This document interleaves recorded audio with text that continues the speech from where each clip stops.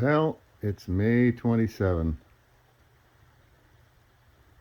about 6 something in the morning here, and we are about ready to head out on a 4-day motorcycle ride.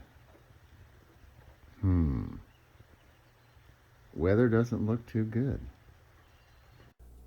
So who plans a long-distance motorcycle ride knowing that it's going to be a cold, wet weekend? Well, me.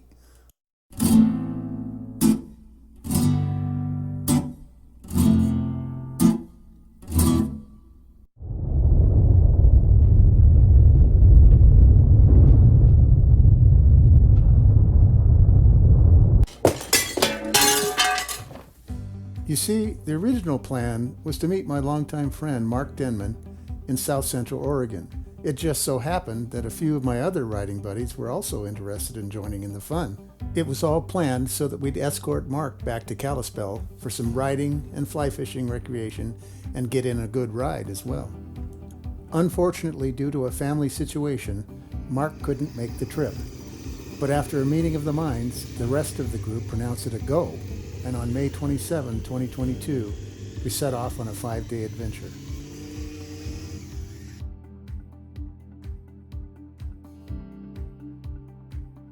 Our selected route ran south on Montana 83 along the east side of Flathead Lake, then through Seeley and McDonald Pass.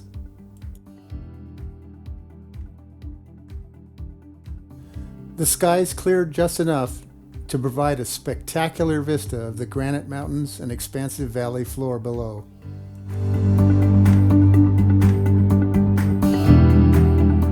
Avon, Montana provided a lunch stop at its one and only restaurant, the Avon Family Cafe, owned by my former neighbor's sister and her husband. And it's pretty narrow for a 6. I mean, they did a lot of tech or engineering to get everything close together. Hi, Don.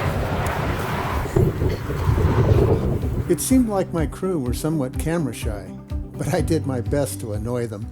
Built by early pioneers between 1880 and 1881, St. John the Evangelist Catholic Church sits off Highway 69. We stopped to capture a couple of photos, which somehow I managed to lose. Turns out, that wasn't the only thing I lost.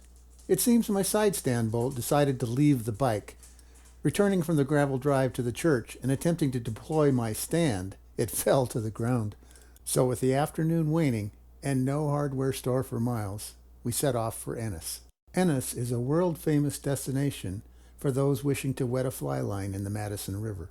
I'd packed my fly gear hoping to do that very thing, but with hardware issues on the KTM, a trip to the local True Value was in order.